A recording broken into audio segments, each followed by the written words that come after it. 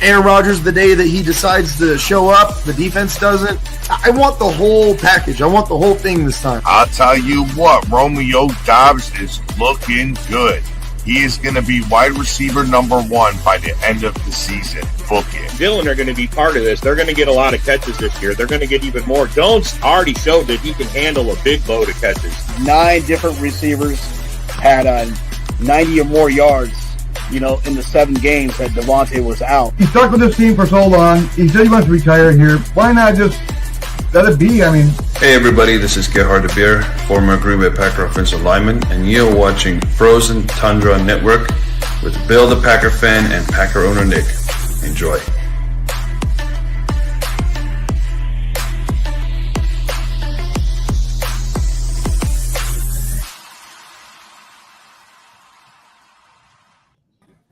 What's going on, everybody? Welcome to the Frozen Tundra Network podcast. What's up?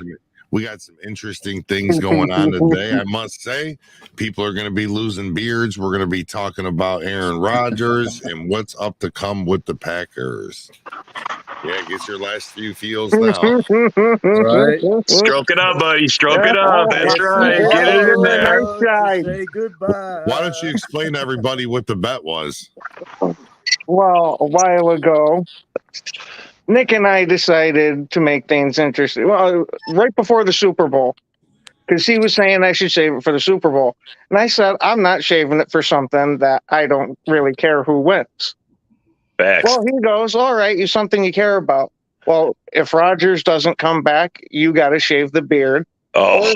Or if he came back, Nick had to grow his all season long. And unfortunately, we're losing this guy. You don't make a deal with the devil, bro. Yeah, I love the deal with the devil, man. Yeah, but you know what? I would have been there with you, man. I really thought he was coming back, man.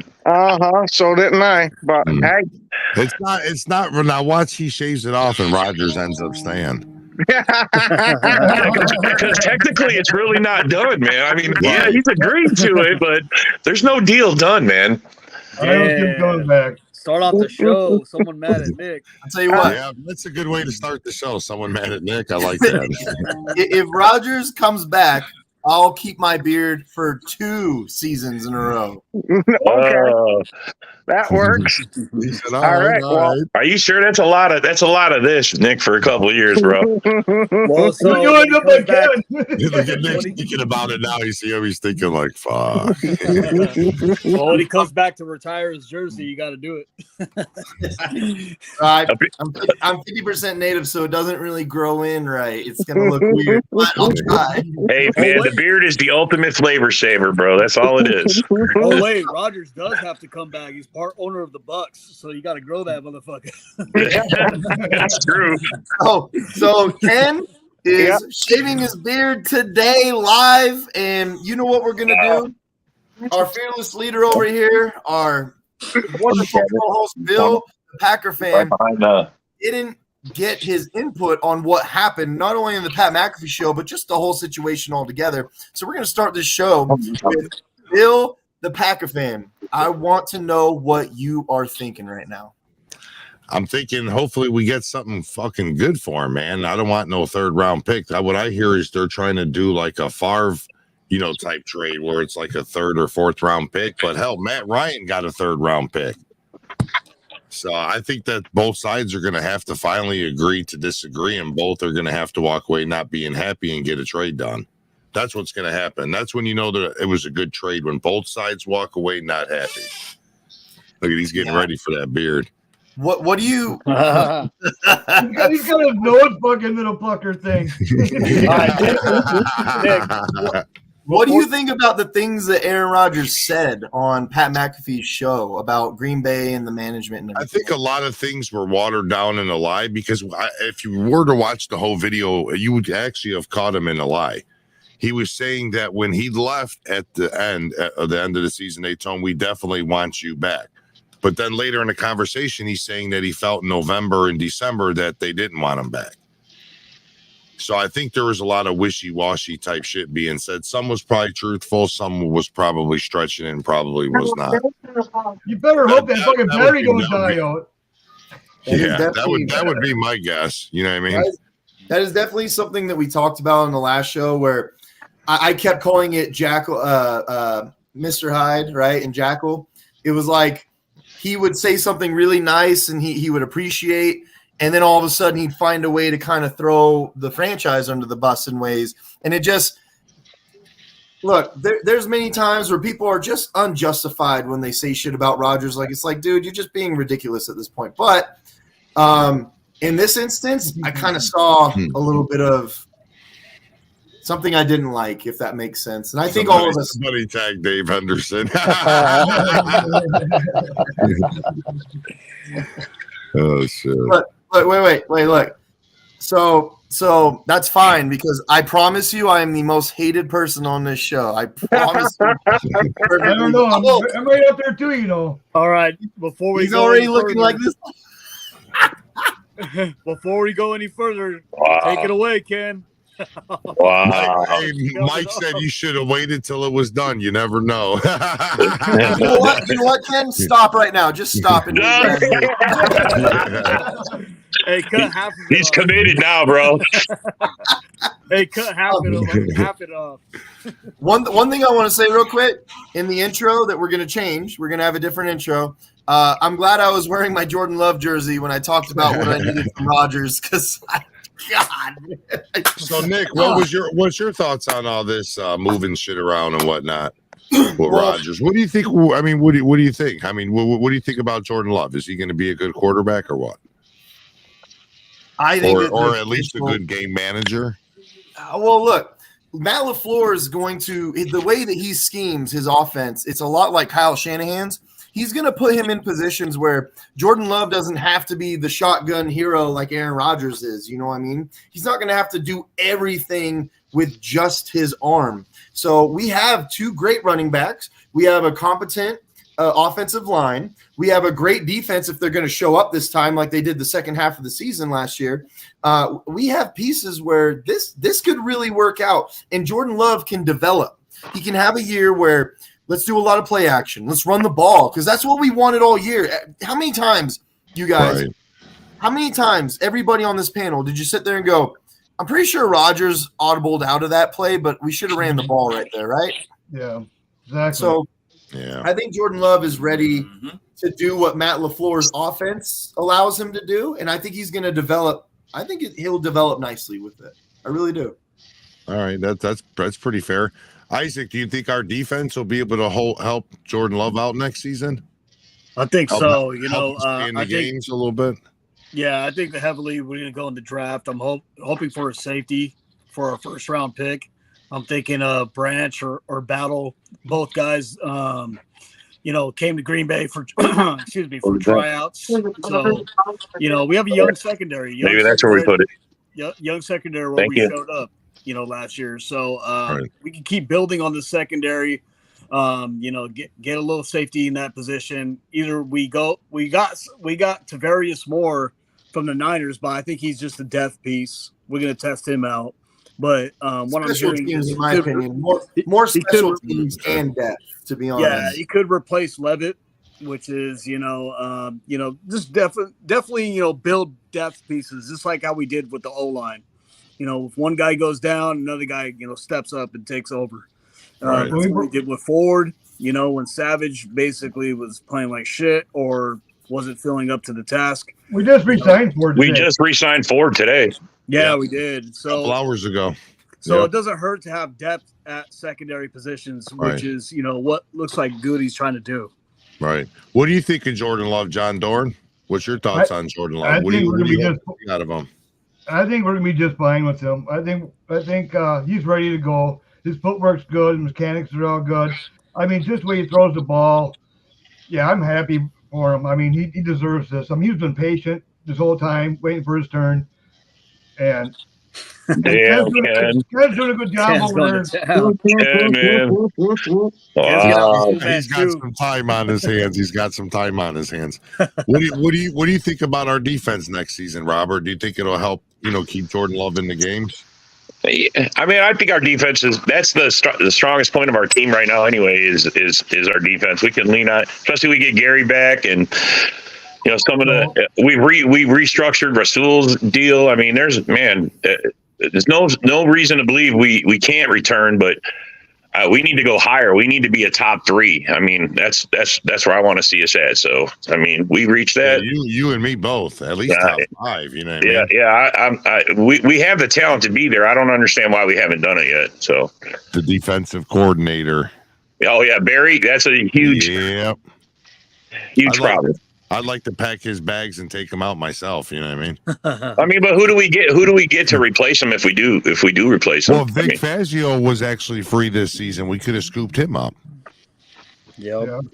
A little bit of Vic Fangio in our life could have went a long way, buddy. With that talent on there. If you really look at it, I mean, our defense kept us in games. I mean, almost every game they kept us in games. It had Hopefully to. They could roll that over hopefully they can roll that over the next Other season. than the Cowboy game, the offense didn't like control any games really. Right. I mean, Real quick, let's give context to that though.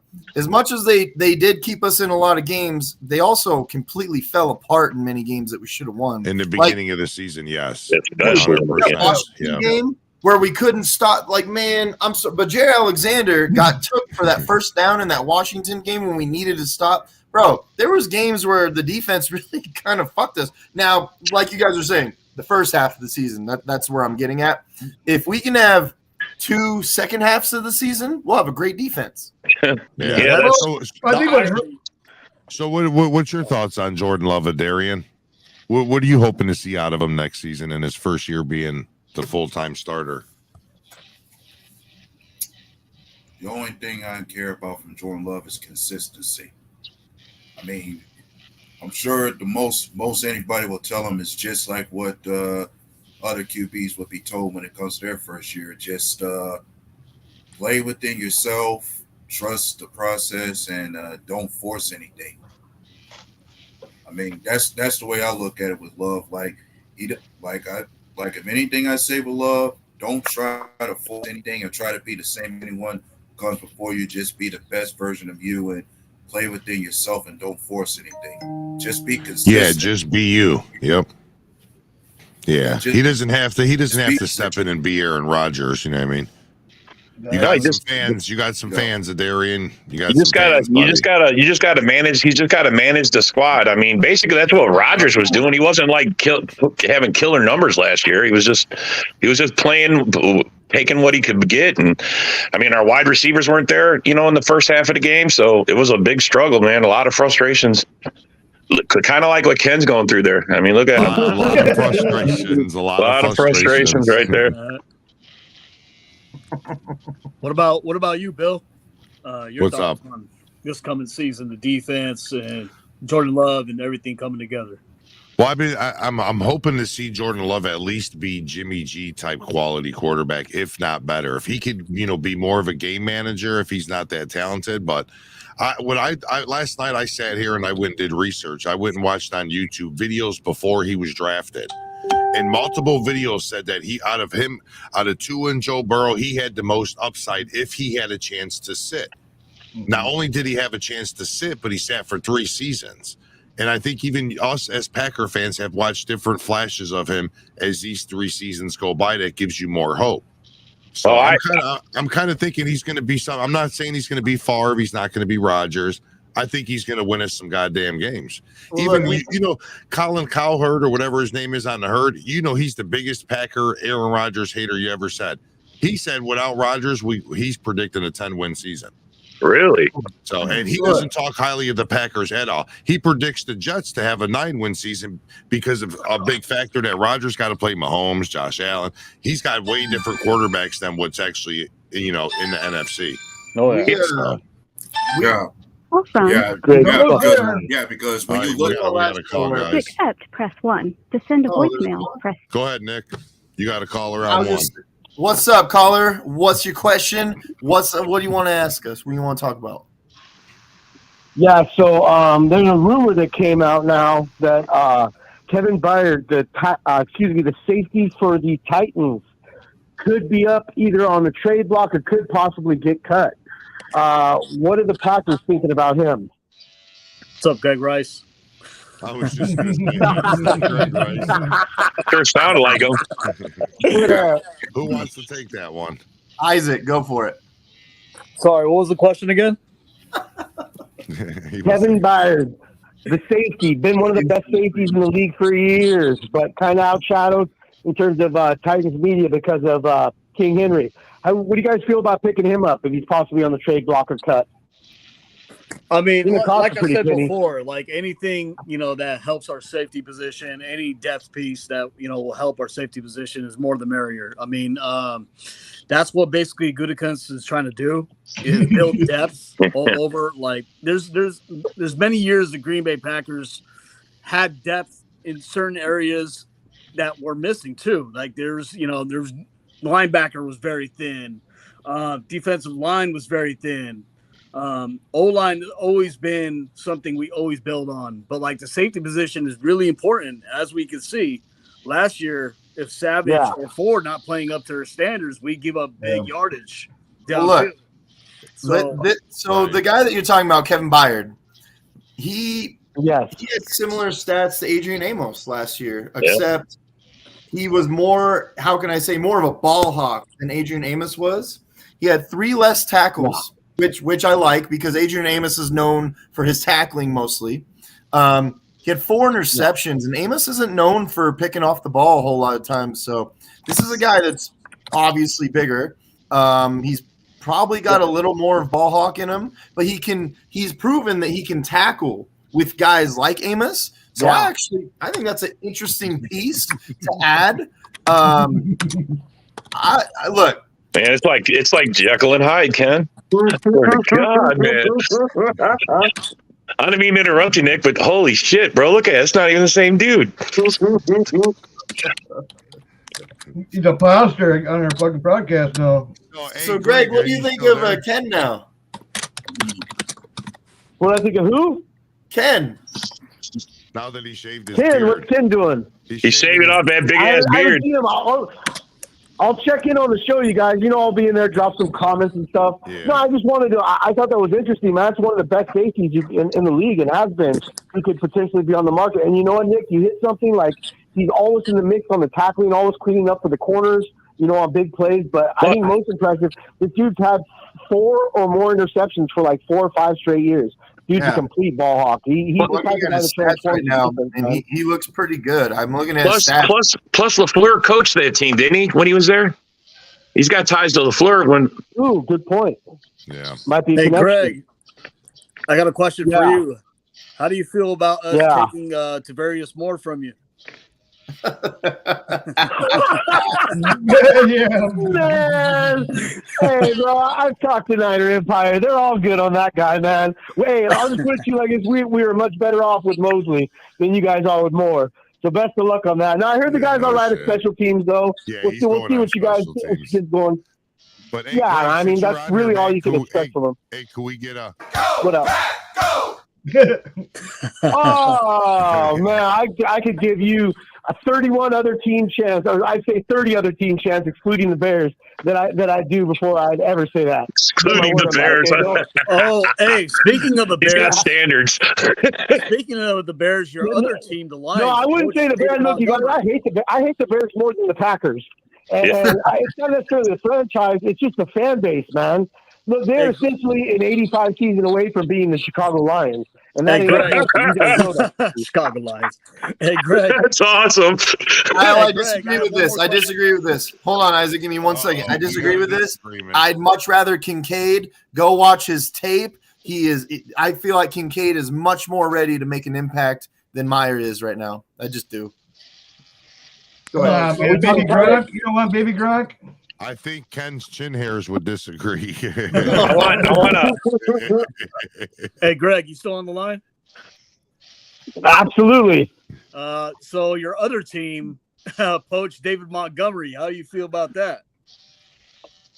I'm going to be real with you. Isaac, look, man, we all Packers and Lions fans, we share this mutual thing. Look, Jamal Williams is something special in terms of charisma, his leadership, vocal leadership. Energetic, man, gives the best sound bites, the best interviews. dude does it all, man, and I love him for that.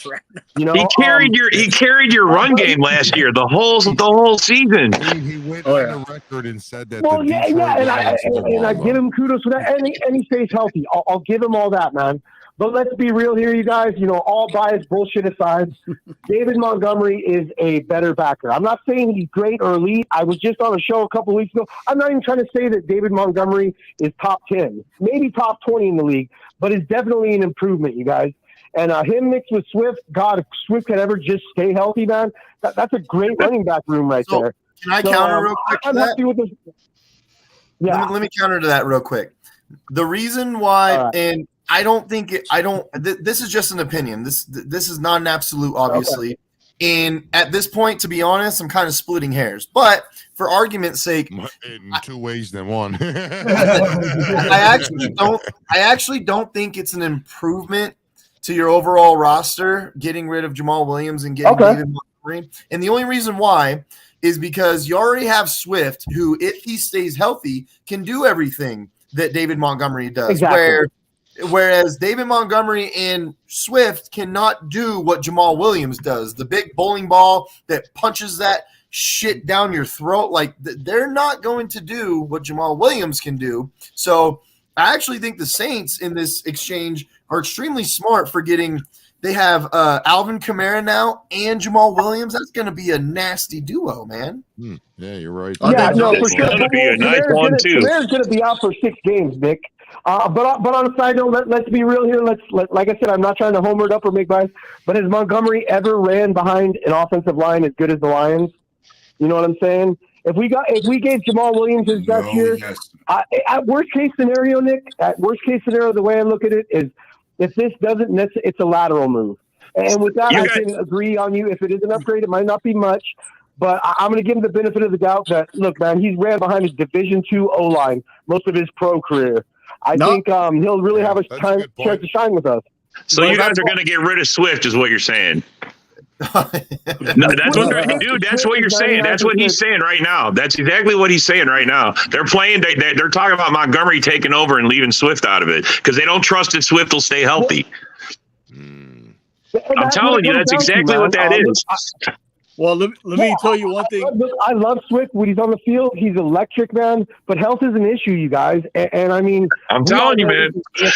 When your running back cannot stay healthy, like availability is always as just important as ability. You know what I'm saying? Yeah. Right. So, are you going to miss them 17 touchdowns, though? Yeah, exactly. Exactly. Look, I'm going to put it to you like this, you guys. Absolutely. But I'm going to put it to you like this, you guys. I think 12 of those touchdowns were from 2 yards or within the goal line. That's why the bowling ball that crams it down your throat when you need them to. Like, you're not going to have that with Montgomery and Swift. You're not going to. Not only that, I mean, he's not only a workhorse, but he's a guy. He's a locker room guy. He's a guy that has positive energy. No, I get all that. I'm all for that. And Montgomery is like the complete opposite, man. He's not running, being a water boy for golf. I believe that's Poindexter, right? We can't have no minors on this group. Hey, you were a kid when you put up that little baby face, man. You really got a baby face, bro. I fucking told you, dude. That's funny. Now you look like 20 years as soon as I shave. Hey, now, like, dude. Hey, we're not supposed to have minors on here, Bill. No minors, Bill. I'm gonna jump off the phone and I'm gonna check out the video, you guys. Hey, God bless, man. I'll leave some comments. Take it. Right on, Greg. Thanks for being. I'm telling you, man. That's the Lion fan base getting rid of Swift. That they don't trust the Swift. That's what that is, bro. Bill, what were you saying? What's up? What were you saying? Oh, I was just telling Greg so when he rewatches this to let him know I hung up on him a little early. Oops.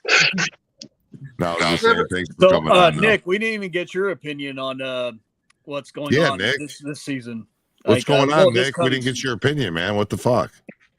What do you mean? What's going on? On the defense. What do you think of Jordan Love, everything.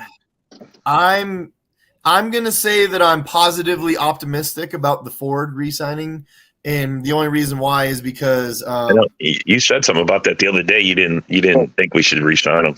I watched him get torched pretty fucking bad a few times, and it kind of gave me a bad feeling. Especially in the Dolphins game. The Dolphins game, that was his fault solely on terrible missed tackles. Why we got behind so fast. I think he's fast. I think he's a fast guy. I think he's a ball hawk, but I don't think he's a great tackler. I he's a bit challenged at times when the ball is going deep.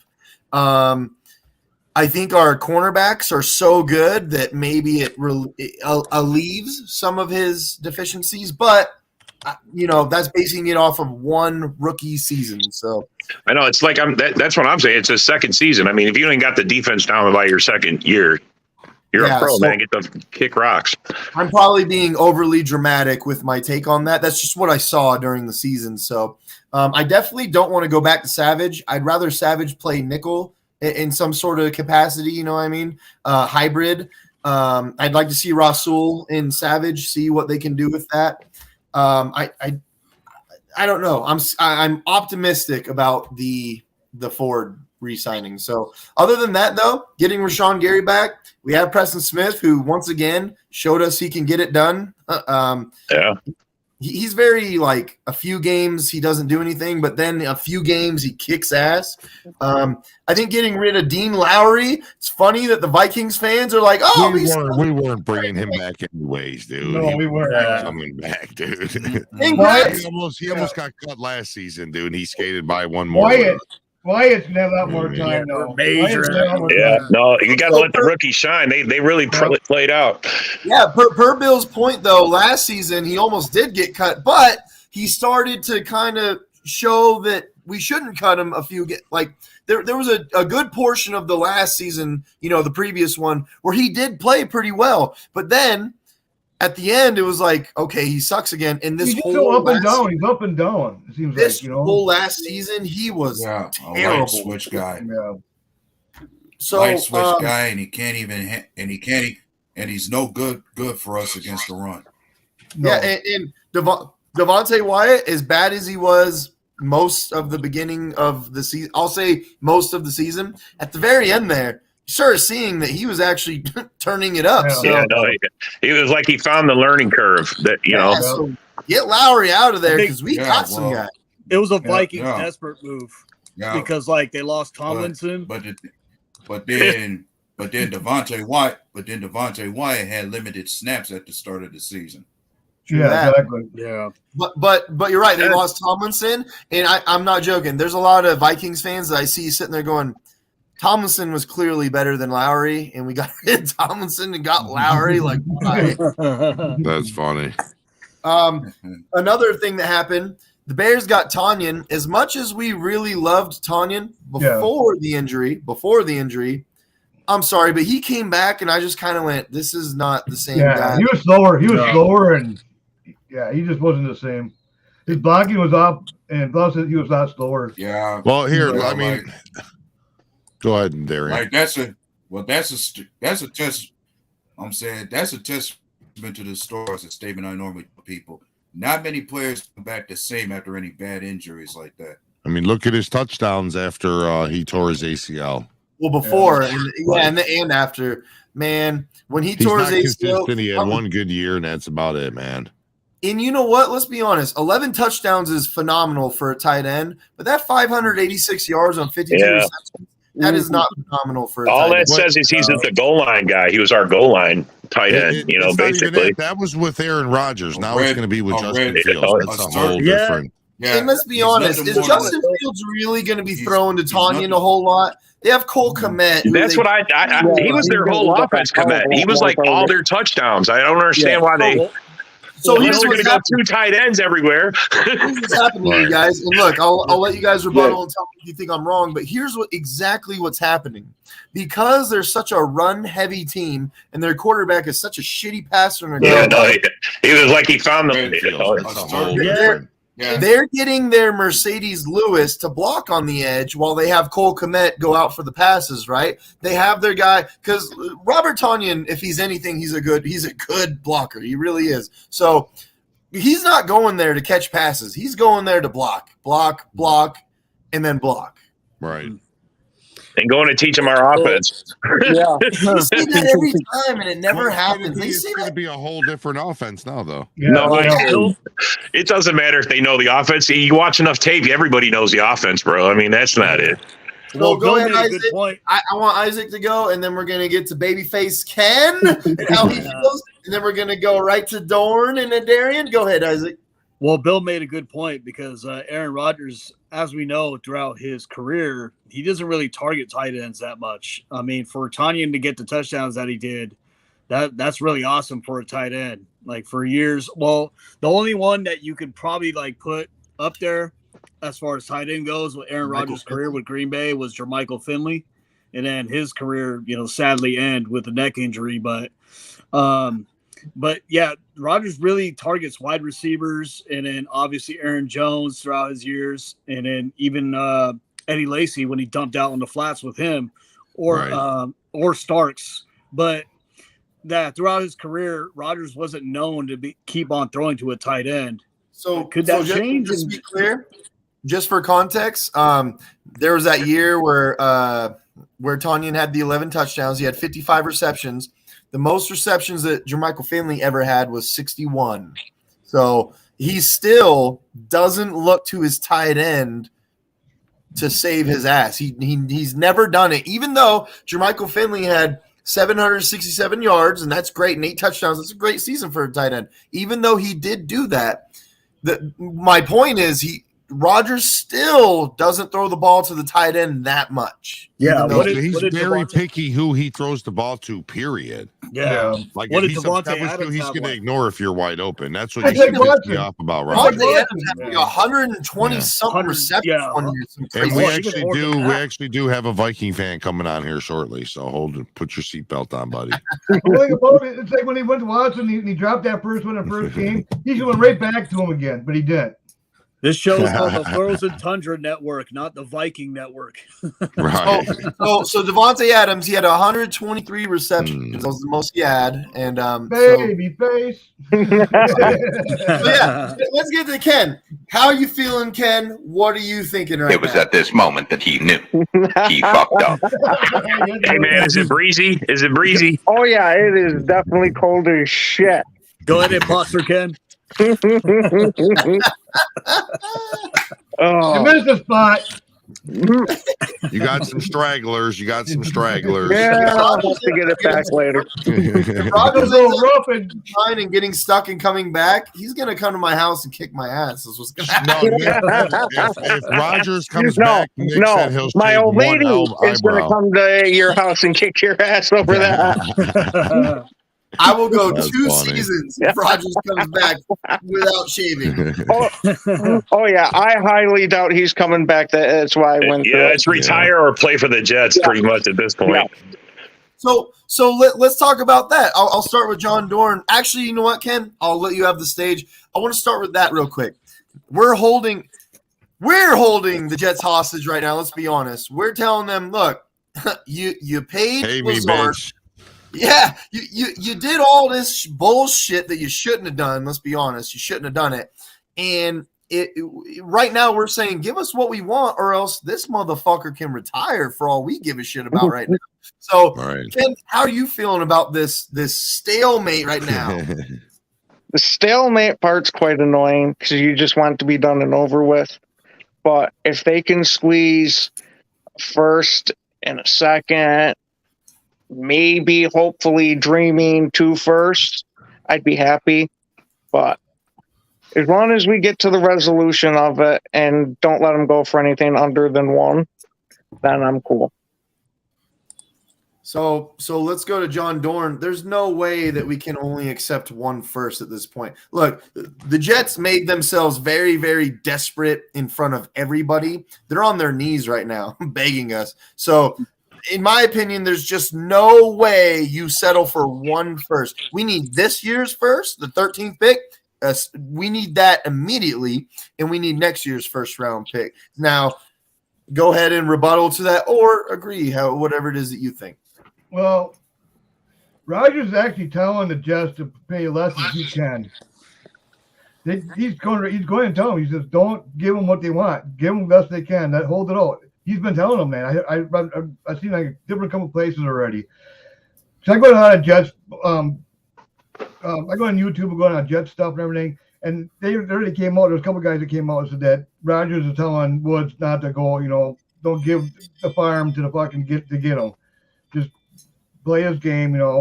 But what I want is that 13th pick, a player for this year, and then if he plays out the following year, we get another draft pick on the 225. We get like an additional second pick or something, a second round pick. I'll take a first and a player. I just want to get out the books with him. Call it done. I'll be happy with that.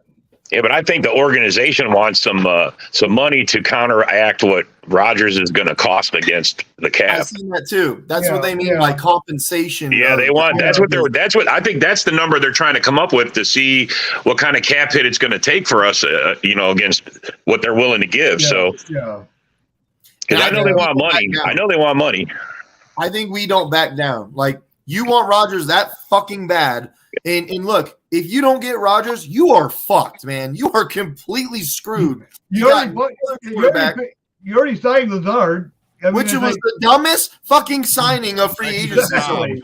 Next will be Cobb. He was totally overpaid. That was way too much to give Lazard. Way too much money. Yeah, for 4 years, $10 million a year. That's insane, man. 22 million guaranteed. Damn. That's $11 million a year. Well, he could out of the guaranteed money. I don't care about it so much as the whole. I mean, it's astronomical. He wasn't worth that playing for us. He certainly didn't act like a one for us. Oh hell no! I think we offered an excellent blocker, but he played like a poor man's two. Like, most experts are saying he's a 3 or a 4. I mean, come on, man. 3 or 4, but what I will say is I think he's a lower end. Bro, with all them drops, he's a 3 or a 4. 3s and 4s drop shit. He's not supposed to be doing that as a 1 or a 2. I'm going to take Torrey over his job. In the Lions game, I keep seeing Rodgers hit him right on the fucking button on 3rd and 8, and he just goes right here. And he just drops it right in front of him. That's a 3 or a 4. Hey, we got leverage when Jets don't want to go back to Starbucks, boy. They certainly. Well, bro, they had chances to get these other quarterbacks, for example, like Gardner Minshew. You could have probably picked up Heineke. They could have got Heineke. They could have got Garoppolo. They could have had their choice of these guys. Derek Carr. They're losing every moment that goes by. They're losing and losing and losing. So we're gaining and gaining and gaining. Exactly. We are gaining and gaining. We're not in no rush to move them, really, to be truthful with you. Past June is June 2nd, right? I believe past June 2nd. June 1st, we save a whole bunch more money. Yeah, but I want to know if we got a draft pick for this year's draft, bro. If we wait till then, we're not gonna. Yeah, we're gonna miss out on this draft. That's what we're gonna miss out on this draft. That could be a good sign now. Right. That's more leverage, isn't it? Isn't that I think it'll be done in a week or two. I think in about a week or two it'll be done. It needs to get done ASAP. They need to give us the 13th pick. That's the first part of it. The whole thing. Absolutely. I want a player. I want one of their wide receivers, bro. I want one of their wide receivers. I'll take more. I'll take more. I want the younger guy. I want the guy that's got the upside. Garrett Wilson is younger. He was a rookie last year. Yeah, but I want them. They got another guy. Who's the other guy? Their third guy. Davis. Yeah, I don't want Davis. I don't want Davis. I want the middle guy. That's who I wanted. The middle guy, and then that's Moore. Elijah Moore, because he was there last year. Moore was there last year. Last 2 years. There's an issue. There's an issue with him though, because Matt LaFleur's brother, Mike LaFleur, was actually there, and that's the reason why he asked for a trade, because they were butting heads. Yeah. So I don't know. I don't know if you brought him over here. I think we should bring LaFleur's brother over, and he could be the water boy. And wasn't heard something about their safety, Whitehead or something? Was it Whitehead? No. Well, let's their safety. They're talking about their safety too. He might be in a package deal. I don't think we need a safety from them because the draft is safety heavy. Yeah. I would love to get Branch. If we had the 13th pick and we had our own first round pick, not only could we get Branch, we could get Kincaid. Bro, we get a tight end and a fucking safety for the future, man. We're sitting pretty at that point. Yeah. I wouldn't mind Denzel Mims too thrown in that deal. Okay. Having 2 first-round picks, that's where Goody's going to deal one, I bet. He's going to deal one. If they offer 2 first-round picks, you know Goody's going to sit there and go, done. Give it to me. No, I hope so, man. But I don't think they're going to offer that. I don't think they're going to offer that. Goody is one of the most. In fact, it's not just Goody. Smart. Green Bay in general. Ted Thompson, Mark Murphy, Goody. They're all the most draft pick hoarding motherfuckers I've ever seen in football history. Where for whatever reason, like, and I'm against this logic. I truly am against this logic. Where well, we have a lot of draft picks, so that means that it'll work out eventually. In my opinion, that's not how it works. I don't like that, but that's how Green Bay has been doing it for many years. I mean, right now we got 10, and we get more picks from Rodgers deal. Holy shit, we could be 11 or 12. You know what I mean? That just gives them a chance to play around with it and move up, and move down. Because that's when they start targeting players in the draft, and they start. Well, we need to get here to get this guy. Right. You know, that's what they use that for. That's where they're really good at. They're like snipers. We need to get this guy, so they make a move with all the draft picks they got to get to that spot to get their guy.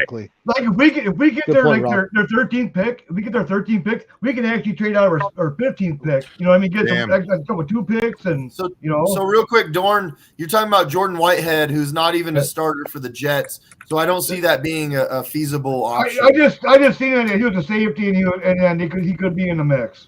That's what I read. So we got Greg on the show. Welcome, Greg. What's up, buddy? What's up, gentlemen? Living the dream. What is you called us earlier? I did. want to know what you think about what we're talking about right now. In terms of compensation? So look, Green Bay clearly has all the leverage right now. You cannot back down right now. You have to tell the Jets you're desperate. You know you need a quarterback. You don't have a quarterback. We have the quarterback that you want. Give us what we're asking for, or else fuck yourself, right? Yeah, I think the Jets really I think before it was kind of even because I think Rodgers could have pulled the "we'll all just retire if you don't trade me." But now that they let Mike White go, it's like you can't look at Zach Wilson and take this situation seriously. I think the ball is technically partially in the Packers' court right now. I think the biggest hang up right now is compensation, you guys. It's and just looking at this from an outside view, it's what you guys think you deserve, what Jets fans think that they need to give up, and I'm in a few AFC divisional Facebook groups and stuff, and man, they don't want to give up much, to be honest with you. They certainly don't want to come off that 13th pick, man. And looking at it and just analyzing it from their point of view, if they're able to get Rodgers and keep that 13th pick, because they're essentially a quarterback and left tackle away. If you guys have seen this Jets roster, I mean, if they pick those 2 things up, I'll just say they're a top 4 team in the NFL. Where in the world is that a trade even possible? Why would we not want that 13th? No, but I'm saying from their end, they don't want to have to give that up. But that's just ludicrous to think you're not going to give up that 13th to get Aaron Rodgers to play on your team. Look, I agree, Ken. I agree. A left tackle is something they could wiggle up for or try to make something happen. I think essentially now they've got to get something done. And like I said, letting Mike White walk was probably the worst thing they could have done. So in terms of overall compensation, I think it's easily to say that Aaron Rodgers, at least a first and 2 day 2 picks, or a first, a day 2 pick, and conditional day 3 pick. They should have me fucking negotiate this fucker. I'll give you Bakhtiari and Rodgers. You give the first, second, and third this year, the first, second, and third next year, and we're done. I want their best pass rusher. How about that? Let's be perfectly honest about this, because we just talked about how ridiculous Green Bay's management is about their draft picks. They really are. There is no fucking way that there is a trade that doesn't involve that 13th pick. There just isn't. I agree. Yeah. That's what I'm saying. There's no way, bro. I don't care what Jet fans want. Yeah, everybody in a perfect world, we want this, but I mean, and you got to look at it from Green Bay's perspective too. Like, if you were to make a trade and not get that 13th pick, there's a chance you guys might not get a pick till the last pick in the first round next year. That's how confident I am in the Jets if they're able to swing this Aaron Rodgers thing. Hey, so Greg, I see what you guys are saying too. That's a huge dilemma. Hey, Greg, how do you feel about Sam Darnold? I think that's a good thing for the Niners. I'm going to be dead serious with you. They can't keep quarterbacks healthy, man. I mean, it's got to be better than Josh Johnson, right? Ooh, that was horrible watching. If Jimmy G can do it, then Sam also- Darnold can do it. Let's be honest. Exactly. Dude's about to lose. Good looking, Nick. Is it bad luck with quarterbacks or a bad O line? And also, No, their O line is actually really good. That's why I don't understand, Nick. I was saying that's why I don't understand. Jimmy Garoppolo, even before he got to the Niners, had injury problems. So he's just one of those kind of guys, man. Yeah, but they went through 3 quarterbacks last year. Oh, I know. Sam Darnold does not ever get fucking hurt. Never does he. True. He did last year. I understand that. And then but let's be honest. Sam Darnold didn't really get hurt that bad. They had Baker Mayfield, and they were kind of chomping at the bits of like, let's get Baker Mayfield in there. You know what I mean? So they kind of held Darnold. He doesn't actually really get hurt. Like, let's be honest. He's a tough dude. And kind of like what you guys are just touching on. Look, let's be real here. As a third string quarterback, Sam Darnold's got to be the one of the best in the league at third string. So, If you're going to break it down, some teams don't even carry 3 quarterbacks, man. Exactly. They better carry 4 or 5. I actually think that Justin Fields is the worst third string quarterback in the league. What do you mean third string running back? Running back. Third string running back, man. Keep it straight. Keep it straight. Fields is the Christian Ponder of quarterbacks. Oh, Lord. Oh, Lord. All right, Greg, what's your thoughts on Justin Fields? I love you, Isaac. I look at Justin Fields as I love what the Bears did in this trade. They really set themselves up for a good hypothetical in case Justin Fields doesn't work out.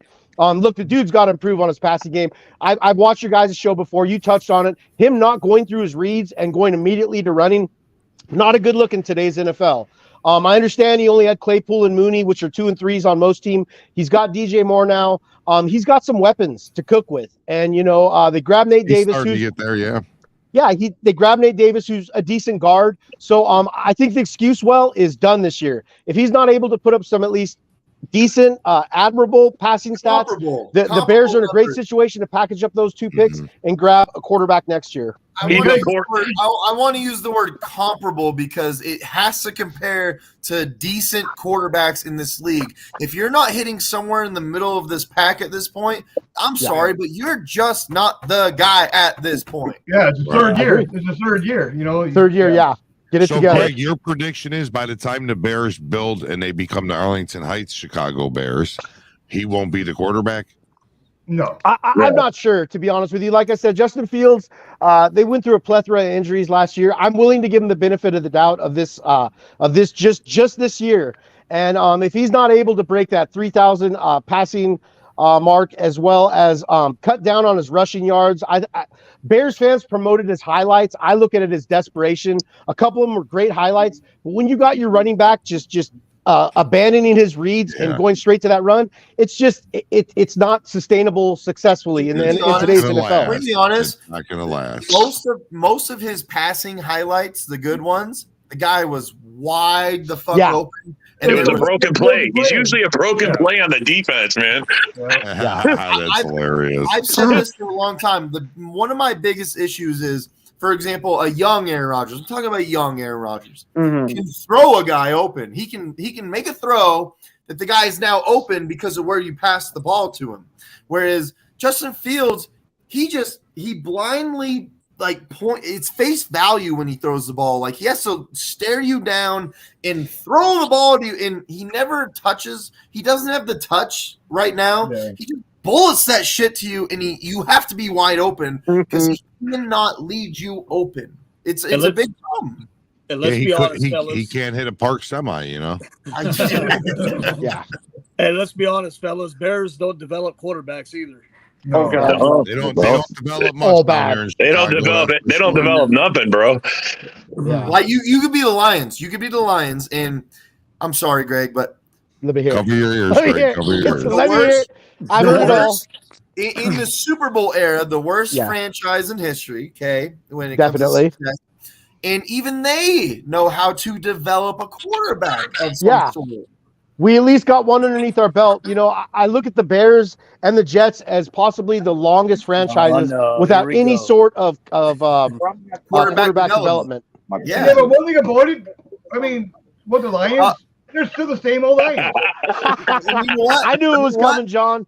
Even the Vikings know how to develop a quarterback, but the problem is the Vikings don't know how to surround the quarterback for the means of winning, like the entire success. But the Lions know how to develop a quarterback. The Packers definitely know how to develop quarterbacks, and the Vikings know how to develop a quarterback.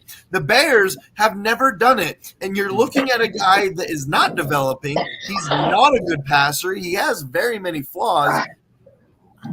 One thing I can say about the Bears. Hey, Jamez, welcome. I got a quick question for you. I've been dying to ask you, bro. Justina Fields better hope PJ Walker don't take his goddamn job. Hey, Jamez, I've been having a question that people are commenting in to ask you. So, how are you going to beat the Philadelphia Eagles next year to try to get to the Super Bowl? You got to go through them first. So, what are you going to do? Shit, I haven't come up with I haven't come up with that plan yet. I haven't come up with that plan yet, but I know I got my plan how we gonna get through the North though. Hey, Jamez, did the Vikings disappoint you so much you became a Niners fan? I see a little red on your boy. Wait a minute. That's disrespectful, man. Is Jamez saying that so disrespectful? Is Jamez saying the That's way hilarious, the way to the Super Bowl is by a cornerback that is a third string cornerback on most teams and Dean Lowry? That's your way to the Super Bowl? Listen here, Nick. That was a depth signing. Okay, we had Green Bay trash. What about the tight end? Why do you guys like our trash so much? Explain that one. The tight end for the Ravens that almost got cut last year and can't catch a ball. Nick, we know that Green Bay knows how to develop players, bro. We know that there's some people on the Green Bay's bench that could be starters, bro. We know this. But we don't let them go till they're done, till we use them up. That's what happens.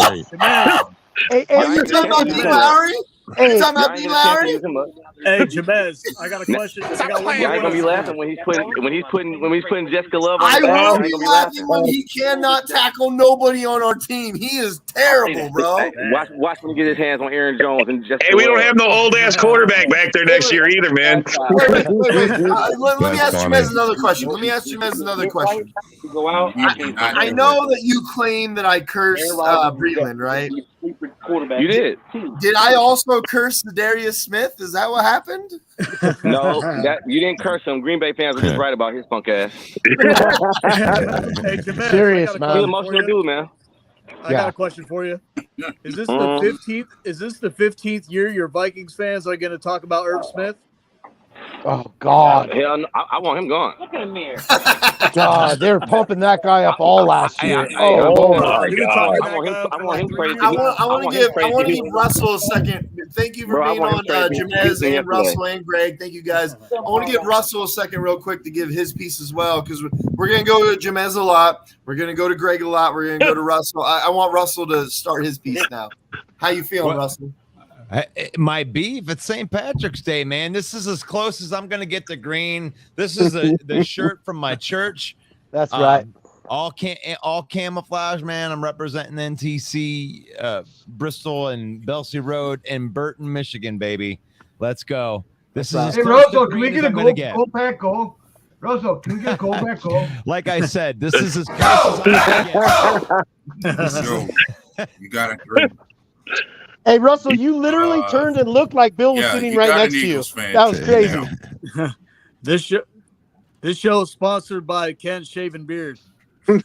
Nice. Happy St. Patrick's Day to everybody on Babyface Ken, we gonna call it from now on. That's right, Ken. Good job. Babyface. That's right. I told y'all. Ken lost a bet, so he had to shave off a big beard. Hey, you know, Bill, we're gonna have to shave someone every other episode now. You've been on every single Packer show that I've been on, and I didn't even recognize you, bro, dude. It looks great, dude. That's a good. We got a minor in our group now. Yeah, we got to check his identification. Hey, you get Aaron Rodgers to shave like you, Ken. You might get those draft picks you guys want, man. Take 10 years off. I'm just saying. Charge you for that green. If that's what it takes, I might do it for him. Yeah, that's right. I like it. That's little funny. Peach Crown Royal for my celebration tonight. There we go. Nice. I was drinking Jack. I got to get another one. Hey, what you laughing over there for, Jamez? Y'all better hope Jessica Love doesn't flop, man. You already started. You can't even give the guy a chance to start before you got to give him a new name, huh? I'm just saying, I hate Green Bay. So for the Vikings' sake, I'm hoping he's Hundley 2.0. I'm not gonna lie to y'all, bro. If he's good, I'm gonna give him his props. Look, we're all allowed one mistake. We're all allowed one Hundley. That's it. We're all allowed one Hundley. We used ours up, bro. I got a question for you guys. Your defense. I mean, I feel like you guys are assuming that Love is just going to be great. I mean, are you guys sure that he's going to be great? I don't know if he's going to be great or not. But he'd be great, but he'd be good. Look, there's a big question mark on him, but we're all got positive vibes. Positive vibes. Okay, so let me put it this way to Jamez and Russell. And you know what, Greg, too. Let's put it this way. You've at least seen some sort of flash that is possible, at least. Yeah. It's at least possible. Yeah. And you guys are at least hoping right now, like, please don't be great. Please don't be great. Right? Nick, you know why it's possible, Nick? Because he got that chance. Right? He got that chance like Rodgers to sit back for 3 years, bro. He got better. He was trash as fuck when y'all first got him. He's just raw. Those facts, man. He's changed a lot. I'm hoping. As a fan of the Lions, I hope that he's average to bad. Like, but I feel like the consensus I get from Green Bay Packer fan is that, I mean, this is not even going to be a drop off from Aaron. Oh, that's crap. There's going to be something, man. It's basically a rookie quarterback starting in his fourth season. I mean, he's a rookie, bro. I mean, he ain't even played an hour. He ain't even played 60 minutes of real football. Growing pains, but I think you'll still run that offense pretty darn good. Yeah. And let's be real here. Look, we know Rodgers takes control of that offense. I think LaFleur gives himself a chance to actually really run this offense. Yeah, we're going to find out if he's the loser like Skull always says, because LaFleur is going to have to shine this year. He's going to have to lead this kid. And he can. LaFleur might be on the line this year. I am not saying that Jordan Love will be a loser. Actually, this is the scenario that I dreaded the most from Green Bay Packer. Because me too. I would rather face Rodgers, because if Rodgers was still there, we would kick your ass twice again. There ain't nothing you can do about it. Russ, are you sure about that, bro? You can only beat him at his downtime. That's the only time you can beat him. Hey, well, I mean, he hasn't done anything. Don't talk about Rodgers on this show. I'm still drinking. Yeah, but it's true, man. If Rodgers was the Rodgers of old, he would have handled business this year. We wouldn't have lost twice to the Lions. That wasn't the Rodgers of old last year. That was the Rodgers we've never seen before. He was terrible. Well, it was the Rodgers. That was one of his worst years he's had. 17, and then all of a sudden, after the game over, then it's not Rodgers of old. Then it was old, washed up Rodgers. But you guys were on a winning streak going into that game, and you guys had some pretty big chests. Hey, but Russell, pumping up those chests on the way into that game. Wait a minute, Russell. The context of that is it wasn't Aaron Rodgers that was winning those games. It was the defense. Yeah. It was the defense kicking the shit out of everybody. Rodgers barely averaged 200 yards a game, man. He was lucky if he had 2 touchdowns in a game. I mean, he was average, below average. The defense did play good week 18, too. They actually did play good. The problem was it was a great the game. combination of Rodgers not playing well for the millionth time last season and Aaron Jones fumbling that fucking ball before the half. That fucking killed us. And Russell Douglas. Russell Douglas. Yeah. What the fuck are you doing? Yeah, that was the most undisciplined Packers team I have seen on the field. Facts, man. And that was Facts, just hard youth. facts. That was just youth, I think. Rodgers or Love can't fix that. Oh, True. wait a minute. Whoa, wait a minute. If Jordan Love versus the Eagles comes out and plays the Lions, you guys are fucked. Let's be honest about that. So Jordan Love can play so good that all of a sudden Walker will be disciplined? Okay. Well, that's not what I meant. Nick, That's not what I meant. You guys that was more watching. You guys are thinking. You guys are thinking. That's not what I meant, Russell. That's not what I meant. My friend, that's what you commented to. That's what I brought up, and you I'm commented. talking about the play of our quarterback. That's what I'm commenting on. I get you, Nick, you really need Quay to stop. Walker and Russell Douglas I do thought that we were talking shit about against, discipline. we're going to lose again. Obviously. Oh, okay. That's bullshit. Y'all should have cut Douglas, bro. Jamez. For sure, Douglas should have got cut. What? What?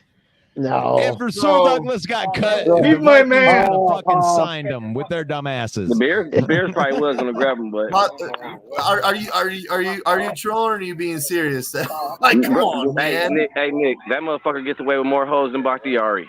What? Damn. And he plays Rasul defense. Douglas is pretty damn good. Let's be honest. Like, wait. Here's one of the beauties of Green Bay. Let's be honest about this, or not just Green Bay in general, but Goot. He gets a guy from a practice squad from the Raiders and the Arizona Cardinals. He gets a guy, bro. Campbell too, decides, bro. "Hey, man, I'm just gonna see if you're actually good or not." And all of a sudden, they put him on his own island for a whole season because both of our cornerbacks got hurt, and this motherfucker flourished. So then we give him a contract. It wasn't a huge contract. It was a pretty decent contract though. Last year, second half of the season, when Stokes got hurt and he was on those crutches, Rasul Douglas once again gets put on an island. And Rasul Douglas showed up every fucking game, bro. Every game. I like Rasul Douglas. That's why we re-signed him and restructured him. And I've never seen a man get more. I've never seen a man get more lucky interceptions in my life. Stop it! He had the most interceptions in the fourth quarter of any cornerback in the league last year. He had a lot of penalties too, bro. He did. He had a lot of penalties. He had a lot of penalties. That was early. That was the first half of the game, our season. I agree. Go ahead, Ada. Fellas, I was gonna say we have an Eagles fan on here we ain't heard nothing from yet. Yeah, fly Eagles fly. Right. Your name is Rebecca. If I'm, well, I think you're on mute. I think she's muted. Yeah, she's muted. Let's be honest, and we can all be honest. And your name's Rebecca, though. You're gonna say what you. We have the toughest quarterback in the NFC currently. What? I would say that Jalen Hurts might be the best quarterback better than in the anybody in the NFC. Any quarterback right now in the NFC, Jalen Hurts is better than. Last year, based on last year, I'd agree. I'm telling you, the best quarterback in the NFC as last far as the NFC goes, as of right now, You said Jalen Hurts is the best quarterback. Yes, he better. You said tougher. You said tougher. Toughest quarterback has ever been in football. You said tougher, not better. In the NFC, who can beat him? He's not. Wait a minute. Hold on. Pause. Hold on. Bring it on me. Yeah, bring it on me. So you think he's gonna come out and run all over Jalen Hurts? That's not gonna happen. You think Kirk Thuggins is gonna come out and run all over him? That's not gonna happen. You think Justin Fields is gonna do it? That's not gonna happen. Listen, Eagles fan that's louder than everybody. You started out the conversation with he's tougher. Okay, You my said dad he's was saying tougher. I'm high. Not tougher. I'm high. My He bad. got hurt and didn't play a bunch of games. Not tougher than anybody. He didn't play but 2 games. He missed 2 games the whole season. So is he tougher than the guys that played every game? Absolutely. He's not tougher. He's better. Yeah, I will agree. He is the best quarterback in the NFC. He is the best. So it's something that you could send around with that. Like, do you? Let's send that to John Dorn. John Dorn. I'm not John Dorn. Okay, That's Ben. I'm gonna do my best right here. Okay, there's John. I'm doing my best. I've been drinking a little bit myself. Happy St. Patrick's Day, John Dorn. Do you think that Jalen Hurts is the toughest quarterback? Not to say toughest, but he's the best quarterback in the NFC. Aaron Rodgers played with a broken thumb and ribs, and he still played. Aaron Rodgers. He fucked you up a couple games. No. Every game. Then y'all just get rid of him because y'all ain't want him there no more. Y'all don't want him there no more, right? You don't want him there no more, right? Look, he's a lucky quarterback because he's on a team that went and got him players. They surrounded because he wasn't good when he came in. He wasn't the best when he came in. They put players around him. They went and got Anthony Brown. They put players around him to make him better. Let's be honest. Though. Hurts was the best quarterback in the NFC last year. Yes. I agree. I don't like to mix up the whole like who did you have around you because he did perform. He himself individually did perform. Thank you. Thank you. But here's the problem. lucky fluke season. If we talk about the whole NFL, I mean, No, come on. then he's not.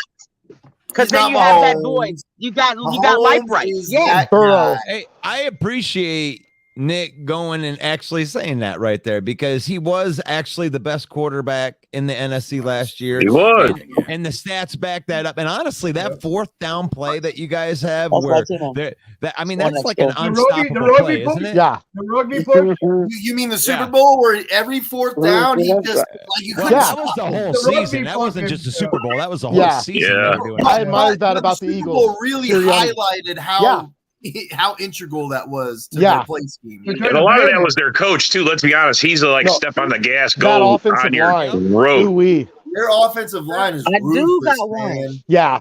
Hey, but that's the thing. If you got an unstoppable play, why not do it? Agreed.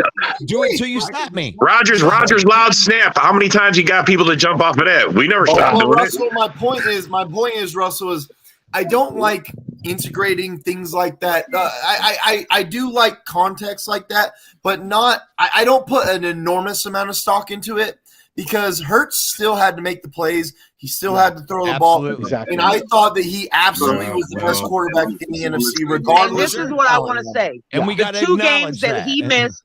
The 2 games that he missed, you could clearly see that without him, their formula was just not together. Yeah. No, you guys lost to the Saints pretty badly with Minshew behind there. I seen that game. That was kind of brutal to watch. The whole offense fell short. Minshew went crazy in that Cowboys game. Oh, yeah, he did. That was a great game. He tried. Now, so I thought. I mean, I thought that how he played in the Cowboys game, that he could come out and maybe do something with the Saints, but he flopped with the Saints. Hey, Bill, he played hard. He tried to keep us neck and neck with the Cowboys. Yeah. Well, Minshew ain't your problem anymore. He's with the Colts.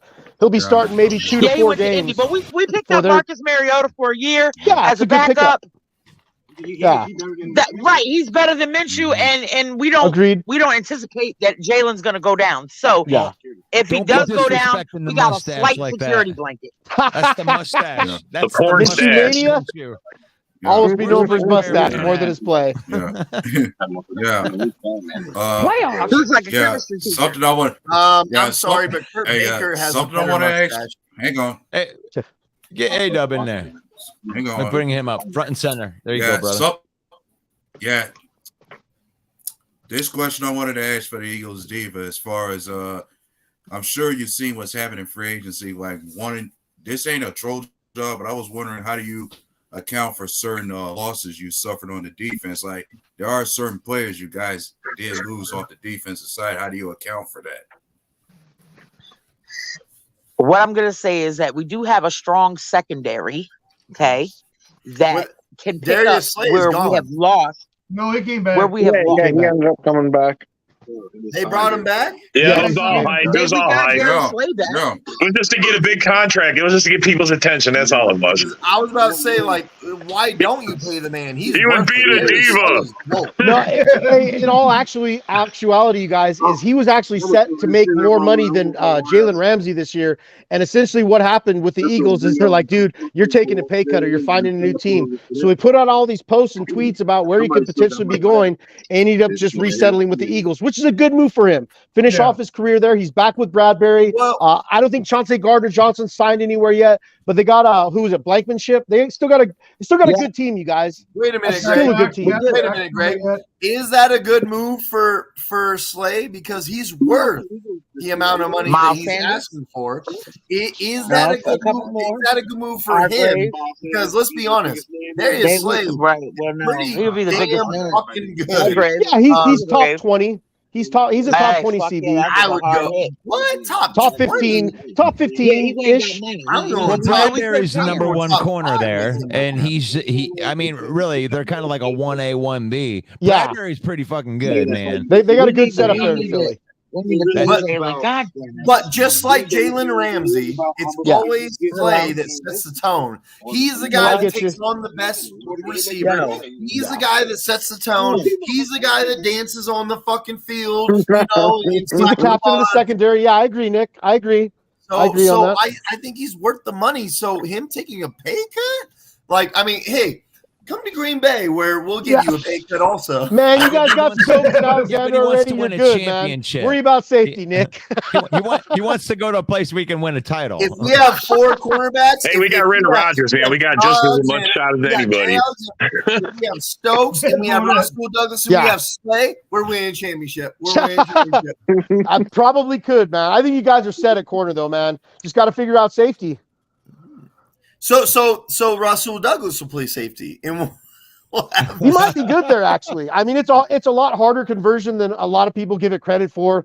People like to look at people like Ronnie Lott or Rod Woodson, and they're like, "Oh yeah, you just flip the corner to Micah Hyde." Just flip him from. But not every player can make this transition, you guys. I think Revis tried it late in his career, didn't work. Charles Woodson tried it with the Raiders late in his career with mediocre results. He was okay. Let's be honest. Charles Woodson was actually okay when he did it, though. He wasn't bad. Okay, wasn't bad. He wasn't great. Yeah, I'm just trying to say it's harder to. It's a lot harder than people make it out to be. You know, even if you are a ball hawk, Nick, it's just a different assignment. So. I think Rasul Douglas could actually play. I think he could do the Micah Hyde thing. I really, truly believe that, because when you put him on his own little island by himself and he gets to make his own decisions, this dude whoops ass. He does. You put him in why I love you, Greg? You know why I love you, brother, because you champion players from other teams, and really it goes beyond like rivalries and all that stuff. I love how you champion players from other teams. And hey, you ever get a chance? I love you, brother. Drop in a chat with me and Nick and hear one of my Aaron Rodgers rants. Yeah, I'm just you kidding, give guys. credit where credit is due. You got to admit that. Me and Nick, Greg are like this, but yeah, we are. That's my boy right there. Like this. And I'm up. And I love realness about it. I love the fact that Nick, that you were champion, other guy, that you actually can admit that, Jalen Hurts had the year that he had. I appreciate that. And I'm not going to exonerate his great year because of he had talent around him. Like, to me, Mahomes has had talent around him. There's other guys that had talent around him. If they perform and they do what they got to do, then they need to have their flowers. Yeah, exactly. Agreed. But having talent around them helps them do that, though, Nick. That's what I'm trying to say. But Rob, in all reality, let's be real here. What quarterback hasn't had talent around him and succeeded on a consistent basis? And people that say Brady, that's just not true. He's had a bunch of talent around him. I hate the using him as the anomaly. Brady never had this. Brady never Brady had some good players. Brady's had lots of talent that guys around him. Brady is the modern all the stuff. Let's be honest. Brady is the modern Troy Aikman. He had so much help. He really dude. The amount of help that he's had. But I'm still gonna give Brady his flowers. He's still the greatest ever because he still had to do what he had to do to win. I'm gonna. He's a good leader, man, on the sidelines. That's what makes him good, bro. Because he's a leader on the sidelines. They still won, but I'm still gonna say Brady still had to be an amazing motherfucking quarterback to win these games. So Brady gets his flowers, man. He's the greatest. He was up and down the sideline, fucking getting his team going. Come on, let's be, Yep. Yeah, you can't get Rodgers sitting on the bench, bitching at his fucking goddamn coach, fucking. Oh, Dorn, get the fuck out of here with this. Fucking out of here. Brady makes the people around him better. People want to play for quarterbacks him. Do. And that's the thing that goes beyond even the position. Yeah. So it doesn't necessarily even have to be a quarterback. I mean, everybody's had those players on their teams that are that guy. That is just like, wow, it's bigger than their position. The intangibles. That's what Jamal Williams did to you guys. Brady's and then they let him go. What the hell is up with that? I mean, I'll just put it to you like this, you guys. Rodgers makes players better too. Oh, absolutely. And there's a bunch of people that want to play with Aaron Rodgers. My problem, though, with those comparisons is Aaron Rodgers never really got the management that you see, like, for example, the Steelers back in the 80s, the Patriots in the 2000s. He just didn't have that. And as much as at the back end of his career, I can admit that Aaron Rodgers should have been able to carry further and done more with a great team that we did have, like the last 3-4 years. Sure. I mean, but home field advantage. But let's talk about the first 10 years of his career. bro, he I could agree really with got you. shafted like really Mhm. bad. Let a lot of players walk. He I agree with you, Nick. I agree with you there, man. You know, Rodgers, it seems like it was kind of just stay in your place. And in my opinion, towards the end here, these last few years, it feels like you guys allowed him way too much leverage at that point and bringing some of these guys back. No knock on Cobb or Mercedes Lewis or you know what I mean? But it's just like those were kind of afterthought moves of guys out of their prime. So I think it was just too little too late. I think in a different dynamic, maybe you guys, especially earlier on, could have been a little bit better off, but it just wasn't in the cards, man. Well, look, if this was 2011, 2012, and 13, etc., all the way to 2016, if we would have put together teams like we did now, defenses that we had now, like you see what I'm saying? Yeah. This would have came to fruition. But the problem was Ted Thompson really, really fucked us early on and did not put together a comparable, I'm going to use the word again, comparable defense that actually compared to other defenses. Yeah. Aaron Rodgers sitting there scoring 28 to 30 points in the playoffs, and we're giving up 40 plus. You know what I mean? Like, you cannot win doing that. I don't care. Tom Brady wouldn't have won doing that. Patrick Mahomes isn't winning doing that. I saw that last year where Patrick Mahomes, your defense is giving up the whole world and you can't win because of it. Everybody can't do that. You have to have a whole team around you, man. I'll agree with you, Nick. And look, man, to go back to Thompson and your other GM moves, I think partially it was you guys were bringing in the talent, but then you wouldn't re-sign them, such as a Micah Hyde, such as a Casey Hayward. I think those were two bad moves that maybe the Packers could have kept on to. Oh, yeah. But, Plus a few bad drafts in there, man, where we totally there were some really bad drafts. I love that you brought that up because Casey Hayward, once we gave him up for no fucking reason, there really wasn't a reason for it. He went on to the Chargers and was a Pro Bowler immediately. Went off over there. And he's still more than serviceable with Atlanta. Micah Hyde still today is amazing at what he does. Yeah. Why? What, dude, Micah Hyde picked off the ball in that Cowboys-Packers game. I remember that. He read the offense immediately, picked that ball off, was one of the biggest plays of the game, other than, Rodgers throwing it to our tight end fucking Cook at the time. That was Thompson, though, letting him go. Bro, I don't know why you would ever let go of these guys when they were actually great for us, but you're keeping Quentin Rollins, you're keeping Demarius Randall. Like, what the fuck are you doing? It happens. It happens, man. Yeah. I look at it like this, you guys. This division's wide open next year. It really is. The Packers, you guys don't get enough credit for your front seven. That front seven, in my opinion, has got to be at least top 8 in the league. I mean, you can just name players off the top of your head and be like, he's productive. Oh, he's a threat. So I think you guys are very much in the mix. I think this whole entire division is completely fluid. It's just, I guess it'll be based on Jordan Love just essentially keeping turnovers down and being able to run LaFleur's offense effectively, which he's got a great supporting cast. Yeah, I agree.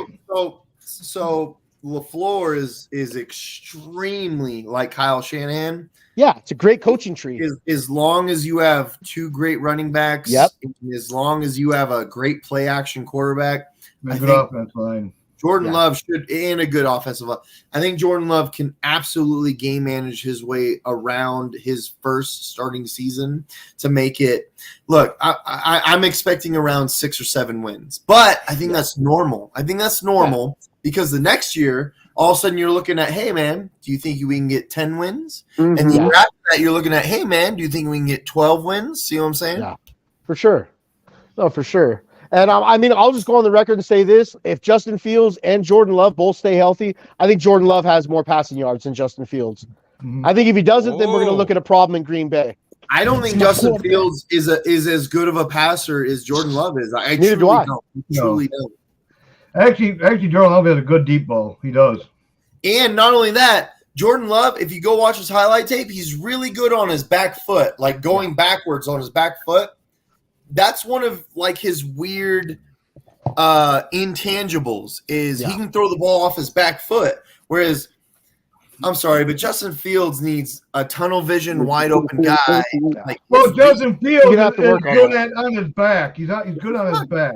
You guys just need to get ready to hear "Love the Watson" all season long. Oh, I absolutely believe that. I just haven't seen enough of Love against aggressive defense. A defense that's really attacking him to really make. Well, that's how it's going to be. They're going to do that. They're going to pressure the new quarterback. Guys know that he's going to be hitting you guys with a ton of zero blitzes, especially if you guys play him early in the season. Yeah, for sure. Oh yeah, we're expecting him to get. That's what you do to a rookie. You got to find out what he's worth, what he can do, man. You got to put the pressure. Put the fire to him. Know he ain't a rookie. And he ain't no rookie. But he is, bro. He don't even have 60 minutes probably. Let me hear A-Dub.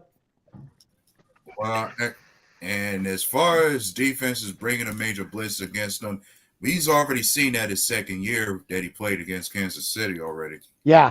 Spagnuolo brought the house. I remember that game. So this is difficult. It's so difficult to talk about the unknown. But if I'm being honest, like I watch a guy that I've seen a million times. I know what Justin Fields brings to the table. I don't necessarily think that he's got bad arm talent. I don't believe that because I've seen partially where he can make the plays. I just think that the Bears are so incompetent and their scheme is so ridiculous and it doesn't work in like modern NFL days that, for example, the Lions are going to succeed more than the Bears will because they have a Jared Goff who is a complete 100%, in my opinion, better than Kirk Cousins pocket passer.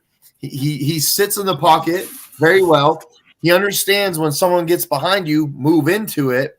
I think that is something that succeeds in today's NFL. For example, Patrick Mahomes is not a running quarterback. Can he take off? Sure, he can take off every once in a while, but this dude is going to take 2 steps into the pocket and find his guy. You got to make your reads.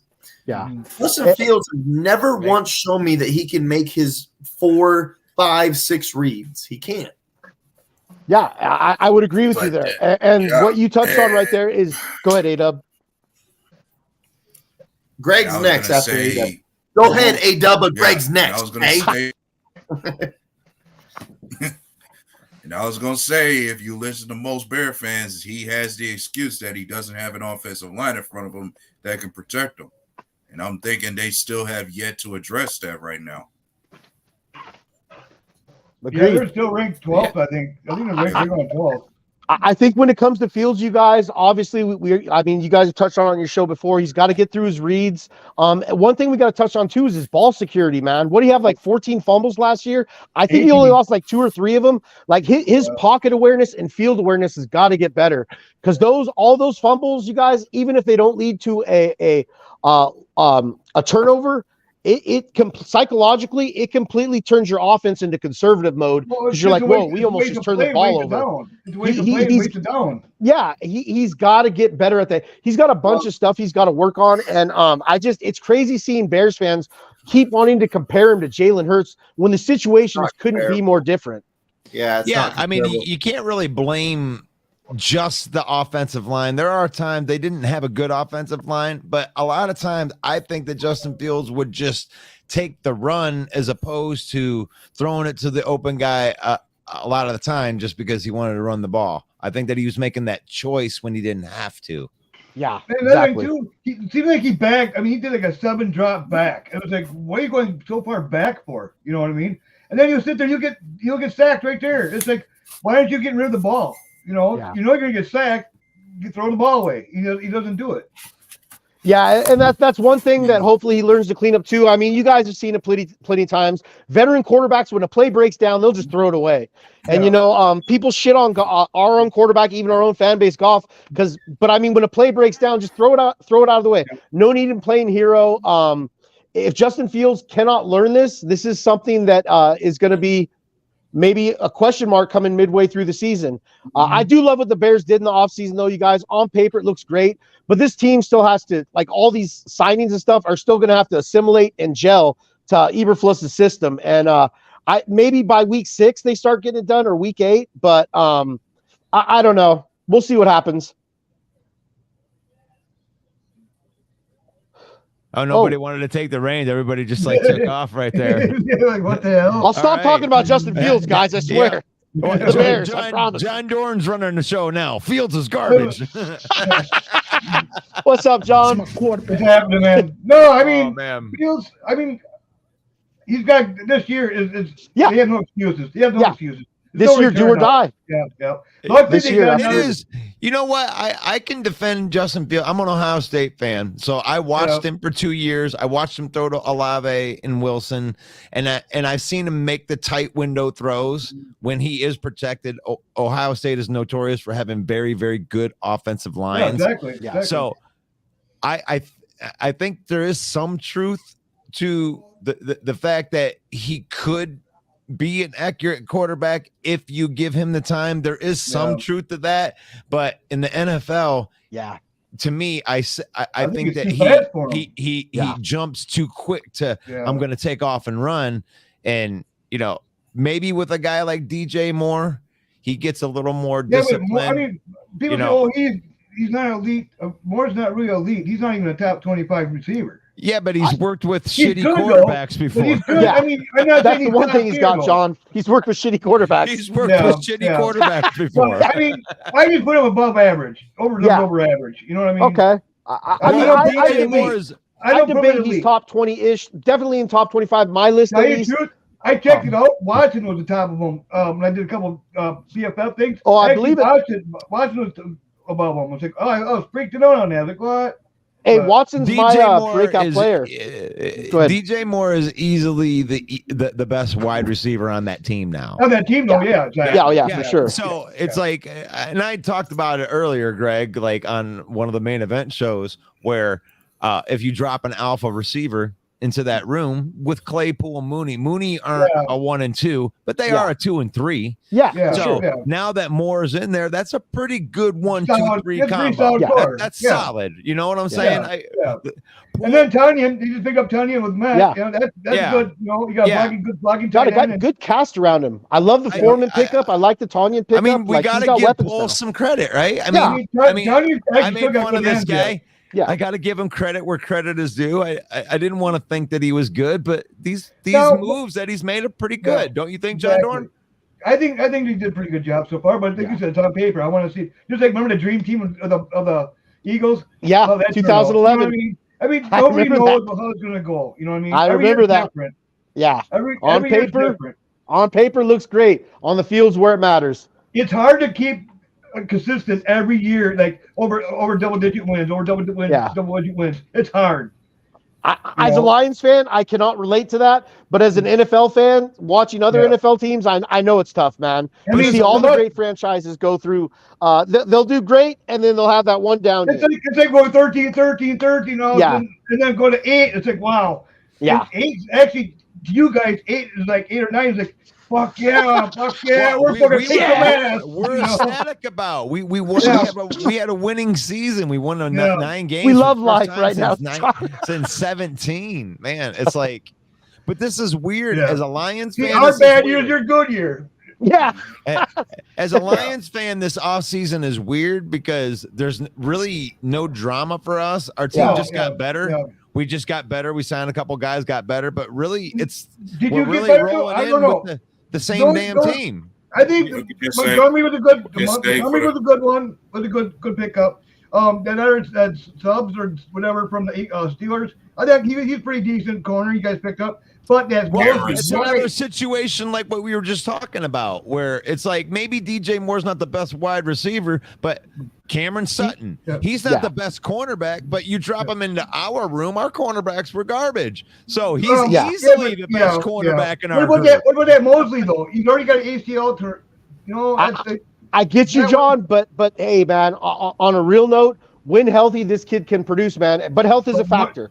Like I said, so we'll see what happens. Sport Track had him projected at $16.6 million a year. They had him at 8 figures, if he's John. Average at $6 million, that's a win. Man, why would they pick up a guy? I think Holmes likes those guys that got torn ACLs for some reason. Yeah. You know, hey, our hospital unit, our mass unit, our mass unit's great. I mean, what can you say about Holmes? Is like he finds the dude that's just about ready to not be injured anymore, and he kicks ass. I mean, hey, I gotta jump off, you guys. Hey, God bless. I gotta get ready for work, man. You guys have a good one. Good talking with you, A-Dub, Russ, John Dorn, Nick. Always. Have a good one, man. All right. What do you think about Chark? What about Chark? You guys gonna sign him, or he wants too much money? With who? You guys gonna pick up Chark? Yeah. Shark? I mean, I don't know. It seems like we do have some money that's left. I like our team, man. We got 57 guys that are under contract, and we're going into the draft. So, like, these draft guys are obviously gonna get a spot. 2 first-round picks, 2 second-round picks. What are you gonna do for that receiver, though? I mean, he needs to get one more at least. Well, Josh Reynolds is kind of in all that right. I mean, he's a number 3. Khalif Raymond was clutch. I mean, he caught the catch that gave us a first down in the game at Lambeau. I mean, he makes clutch catches. I mean, I can't knock on St. Brown. He's awesome. St. Brown is an alpha. Yeah. He's a number 1. Yeah. Jameson Williams, I think if they don't sign. I forgot about Vic Williams. Yeah, he ain't gonna last. Are you kidding me? No, he ain't gonna last. Why? Why wouldn't you think that came out and said he has doubts on him? I think he's gonna be injury prone. For one thing. The other thing, he was 1 for 9. I mean, he dropped quite a few passes last year. Now he was 1 for 9 for 40 yards. Let me give you a little insight. In 6 games. Jordan, before you embarrass yourself anymore, this dude touched the ball 5 times last year. He scored 3. He scored 3 times. 2 of them they were called back by penalties. But this dude's got game-breaking speed. I mean, you can call it whatever you want, but if you're not worried about him, I certainly hope your defensive coordinator's worried about him. Well, they're probably are. If he's not, you're going to get blown out in every game. I don't know. His hands. He looks like he's talking about Watson dropping. I've seen him jump quite a few. I'm gonna be honest. We know how good Watson is. We're gonna game plan for him. But if you ain't worried about Jameson Williams, you're gonna get torched. No, I'm just saying. I've seen Williams fucking drop balls though. I mean, well, here's the thing. I'm gonna be honest. When it came to Jameson Williams, the only knock I would have had against him is what was he gonna look like as far as recovering from that ACL tear? Because I said before, many players don't come back the same when it comes to injuries like that. He had his speed, though. You can see he had his speed. Oh, when he picked this up, he had his speed. Well, as a Detroit fan, I mean, I know you guys have had some blazing fast people, but we haven't seen a guy that fast in Detroit yet. Like when I watched him take that first end around, and I was like, oh my God, these guys are trying to take the angle on him. They ain't getting him. When he scored that 40-yard touchdown. Yeah, I mean, on the road, yeah. I was just like, wow, this guy's got real. I mean, Calvin Johnson was definitely fast, but he wasn't fast like this, where it was like, this guy's got an extra. I would love to see. I love to see a race again. And Calvin Johnson had a vertical on him too. Yeah. Well, I mean, Calvin Johnson could jump and catch the ball over anybody in the world, but Jameson's different. I mean, he was a gunner. He was a gunner. Like when you're thinking that he's going to get injured, that's why I laugh, because this dude lays people out with blocks. I've seen this dude is physical. Like that. I watched him before the draft and stuff. I got this up my eyes on him. I don't know. You just got to prove it to me. I mean, just like all receivers, anybody, you got to prove it to me.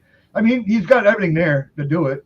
I mean, well, he's definitely got to put on some weight. I mean, you can't. Yeah. But being at 185 pounds, that you put on 10 pounds of muscle, you're fine. I would love to see 195, a race. That's fine. I like to see a race between fucking Watson and him, just a straight out race, and see who's faster. I mean, it's right there. They're both of them have different kinds of speed. Yeah, like where Jameson's speed is, it's like where he can pull it out of nowhere. Now Watson has good long distance speed. He could win that race if it's 100-yard race, right? But if it's just from 1 to 15 yards, Jameson Williams will torch. I don't know about that. Christian Watson. Oh, okay. You can not know about it all you want. You can. Hey, Dub, what is your thoughts on that? Yeah, I've seen how quick those guys are, and I can give an edge to Jameson Williams somewhere in his game as far as Christian. Like when it came to Christian Watson, my thing with him is like he's got the speed and he's got the build, but yeah, his hands were inconsistent. But then my thoughts on him having inconsistent hands is a matter of the system he was a part of. Like NDSU, the college that he came from, that offense was mostly built around running. They don't do much with receivers. So yeah. Yeah, and here's the thing: is like now that they've been in the NFL for an entire year, both of them. And they've had NFL coaching. Now it doesn't matter that Jameson was the first wide receiver, like he was touted as the best wide receiver in that class. Yeah. But now after a year of NFL coaching for all of the receivers, they're all kind of mixed in the same bag right now. And however good Jameson is going to be is how good. I think he's going to have a good year with you guys. I mean, a good career with you guys. I mean, what I love what the Lions organization did with him is they didn't allow him to be the 12 target guy right off the bat. Like, you got to move up the chain. You ain't going to move ahead of Leaf. You ain't going to move ahead of Raymond or Reynolds or Amon-Ra or DJ Shark. You got to move up the pecking order. Be happy with your 3 targets. But I don't give a fuck when you were drafted. We don't hand anything out here in Detroit anymore. So I like that about the way they handled his business. Don't you think, guy, you don't have Hard Knocks this year? Well, if you're on Hard Knocks, it's because your team's awful. So yes, I'm glad that we're not on Hard Knocks this year. So what, the Bears going to have it this year? They didn't announce it, did they? I don't know who they got on it. Are the Jets going to be on it? I don't know. They should put the Jets on. That'd be great with putting Aaron Rodgers. Well, they had a pretty decent year, though. I think they won like 8 games, didn't they? All right, but we are recording this. I know we only got 3 people watching, and thank you for watching, by the way. But like, I feel this confidence with Love. So there's 3 wheels when it comes to this guy. He's either going to be, like Rodgers, and you're not going to lose a step, or he's going to be average, or he's going to be awful, right? Can we agree there? Yeah. Right. So it's like no one's entertaining the fact that he could be awful. Like, and that's fine. I'm not trying to be a homer to the Lions or anything like that, but it's just like every time I seen him take a snap, he has control of that offense. Every time I see him control, he is going to throw an interception here and there. That's going to happen. He's going to make mistakes. I mean, come on now, as part of the thing. But as like middle of the year, we should see that progress get better and better and better. That's what we're hoping. But I see him. He's actually when he's under center. You can tell he's got control of everything what's going on. I love you guys. I feel you, and I really feel you. But as a guy that went through like 30 quarterbacks in 5 years, it's like your confidence amazes me. Well, you think about it. He's been on the system for 3 years. I'm gonna be honest. I had said before that I'm not fully behind it. Like I just said that I just need to see consistency from him to where sure.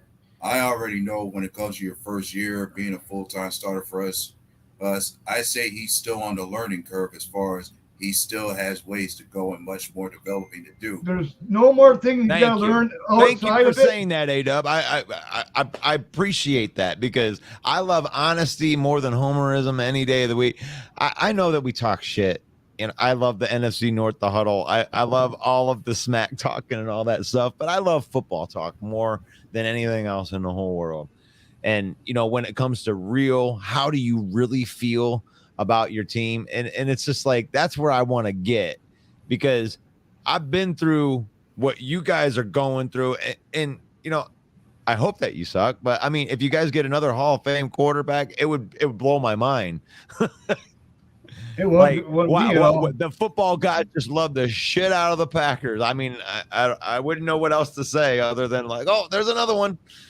But wow. see, they're watching him in college, before college, and it's just they knew who they wanted. They went up and grabbed them, and now they can mold them the way they want them. I mean, he's been in the system for 3 years. He knows everything about this system. He knows the book inside and out. Now he just has to do his get on the field and learn from that. So compensation.